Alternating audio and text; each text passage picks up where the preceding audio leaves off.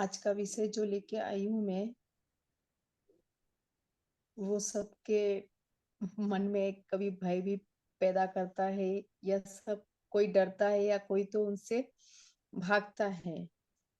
वो है हमारी मृत्यु। वैसे देखा जाए तो मृत्यु कभी हमारी होती नहीं, इस शरीर की होती है। ये हम सब जानते हैं।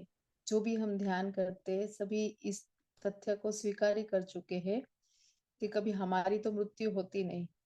मृत्यु हमेशा शरीर की ही होती है, पर फिर भी हमें एक डर रहता है मृत्यु के ऊपर कि मृत्यु है क्या। तो जैसे हिंदू धर्म में महाभारत के ग्रंथ के अनुसार मृत्यु कोई शब्द नहीं, बल्कि मृत्यु एक परम मंगलकारी देवी के रूप में है। सामान्य भाषा में हम देखते हैं तो किसी भी जीवात्मा, अर्थात प्राणी के जीव मतलब प्राणी हो या तो कोई भी हो जो जीवित है, वो सबके अंत को मृत्यु कहते हैं। मुख्यतः हम देखते हैं मृत्यु के 101 प्रकार होते हैं, पर बल्कि उसमें मुख्यतः 8 प्रकार है। जैसे कभी बुढ़ापे की वजह से मृत्यु होती है, तो कभी रोग की वजह से, कोई दुर्घटना या अकस्मात, आघात, शोक, या तो कभी चिंता और कभी लालच की वजह से भी मृत्यु होती है। तो ये मृत्यु है क्या? ये एक बड़ी ही रहस्यमय घटना है। हम अपने मन की मदद से हम मौत को समझ सकते हैं, या अमरता तक पहुंच सकते हैं, या तो हम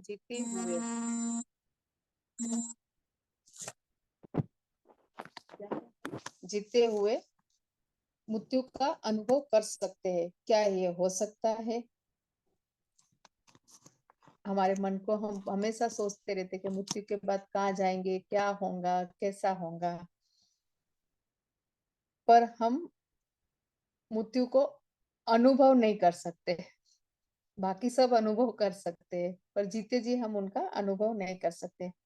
जबकि मृत्यु हमारे एकदम पास है, हर एक पल में हम मर रहे हैं। सही बात यह है कि हमारा होने से पहले भी हमारे अंदर मृत्यु की शुरुआत हो जाती है। जिस दिन हम जीवन लेते हैं, उसी दिन हमारी मृत्यु की शुरुआत हो जाती है। सही बात है कि हर एक पल में हम मर रहे हैं। यह है कि हमारा जन्म होने से पहले भी हमारी मृत्यु की शुरुआत हो जाती है। अगर हम अज्ञानी है तो लगता है कि मृत्यु के बाद में मतलब और किसी दिन आएंगी। जैसे हमें ज्ञान नहीं है तो हमें ऐसा लगता है कि मृत्यु एक दिन आएंगी, तो उस दिन का हमें इंतजार मतलब इंतजार कोई करता ही नहीं उस दिन का, मृत्यु का। लेकिन अगर हम जागरूक है तो हम देखते हैं हमारे जीवन और मृत्यु दोनों ही हर पल में हो रहे हैं। जागरूक है तो देखते हैं कि हर ली हुई सांस जो अंदर जाती है वो जीवन है, और वो जो बाहर जाती है वो मृत्यु है। वही सांस मृत्यु है। हम सांस लेते हैं और छोड़ते हैं, पर अगर सोच लो कि अगली सांस ना ले तो उसी क्षण हम मर जाते हैं। कभी ये एक्सरसाइज करके देखना कि सांस लेने के बाद एक बार श्वास छोड़ना, और उसके बाद नाक को बंद कर देना, श्वास लेना ही मत। कुछ ही सेकंड्स में हम देखते हैं हमारे शरीर की सारी कोशिकाएं एकदम तड़फड़ने लगती है जीवन जीने के लिए, और वो चीखना शुरू कर देती है। जीवन और मृत्यु हर समय हो रही है, वो बिना एक दूसरे से अलग हुए एक साथी है। यहाँ तक कि उनका ये संबंध जो हम श्वास लेते उससे भी आगे जाता है, जो सांस से परे है।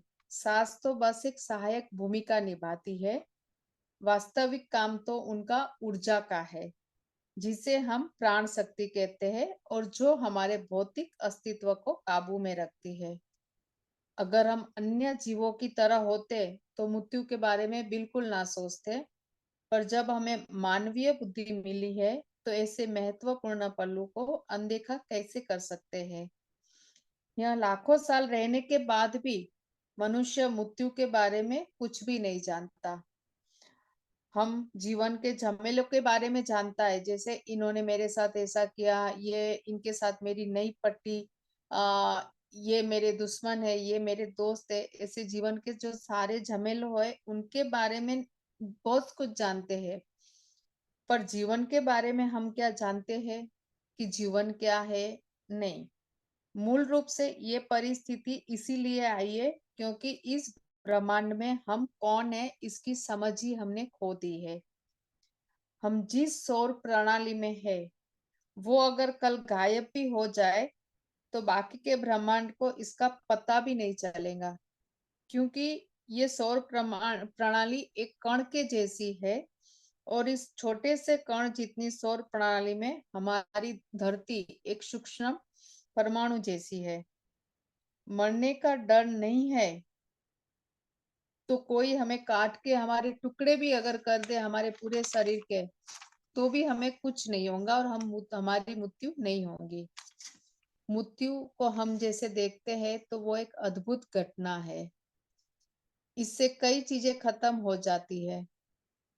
अगर सोचो कि हमारी मृत्यु ना रहे और हम सालों साल जीवित रहे, हजारों साल जीवित रहे, तो जिस दिन हमारी मृत्यु आएगी उस दिन हमें राहत मिलेगी। हाँ, क्योंकि इतने सारे जीवन में जो झमेल है उसको खत्म होने के लिए मृत्यु एक राहत है। बस बात इतनी है कि ये अकाल ना हो, समय से पहले ना हो। यदि आप सही समय पर अगर मरना चाहते हैं तो हमें साधना करके इसे हम अपने काबू में कर सकते हैं, जिससे आप यहाँ तय कर सकेंगे कि आप कब मरेंगे। नहीं तो एक कोई भी हम एग्जाम्पल देखते हैं कि कोई पक्षी भी जो हमें याद दिलाएगा कि हम मरने वाले, जो मरा हुआ पक्षी जो कल उड़ सकता था वो आज मर के सूख चुका है। जैसे पक्षियों, कीड़ों, कुत्तों या मनुष्यों के शरीर तो बस ऐसे ही है जैसे मिट्टी को वापस मिट्टी में डाल दिया गया हो। ये एक प्राकृतिक प्रक्रिया है। आपने जो कुछ उठाया था उसे वापस करना और एक नए रूप में बदल देना ही है। आप अपने जन्म लेने, जीवन और मृत्यु को बहुत महत्व दे सकते हैं, पर जहां तक धरती माँ का सवाल है, वह सिर्फ चीजों को नए रूप में ढाल रही है। वह आपको अपने में से बाहर निकालती है और फिर वापस खींच लेती है। आपने जो इकट्ठा किया है वो वापस तो हमें करना ही है।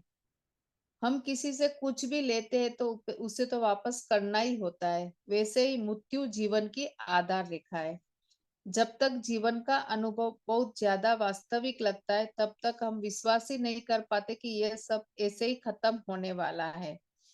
पर जब मृत्यु पास में आ जाती है, तब मन सोचने लगता है कि अभी और कुछ बाकी है, और कुछ चाहिए। परंतु मन सिर्फ उसी जानकारी के आधार पर रहता है और सोचता है जो उसने इकट्ठी की हुई है। मन का मृत्यु के लिए कोई खिंचाव नहीं है, क्योंकि उसने उसके पास मृत्यु के बारे में कोई सच्ची जानकारी ही नहीं है। इसे जानने का एक ही तरीका है और वो है प्रज्ञा। प्रज्ञा यानी अवेयरनेस। प्रज्ञा वो है जो सृष्टि रचना का स्तोत्र है। जीना और मरना जैसा कुछ भी नहीं है, ये बस एक लीला है, एक नाटक है, एक खेल है। ये सब एक दिव्य लीला है। तो इसका अर्थ ये नहीं है कि दिव्यता दूसरों को देकर खुश होने वाली एक दुष्ट शक्ति है जो हमारे जीवन के साथ खेलने का मजा ले रही है। और हम इस खेल इसीलिए कहते हैं क्योंकि सब एक दूसरे के साथ गुथा हुआ है, यानी जुड़ा हुआ है। अस्तित्व की दृष्टि से हम बचपन, जवानी, हमारा प्रौढ़ावस्था या बुढ़ापा में फर्क नहीं कर सकते। ये सब एक दूसरे के साथ जुड़े हुए ही रहते हैं। हम जिसे व्यक्ति कहते हैं, जिसे ब्रह्मांड कहते हैं, वे भी एक दूसरे से अलग नहीं है। वे भी एक दूसरे से खुले हुए हैं। इस अर्थ में ये सब एक खेल ही है, जीवन और मृत्यु।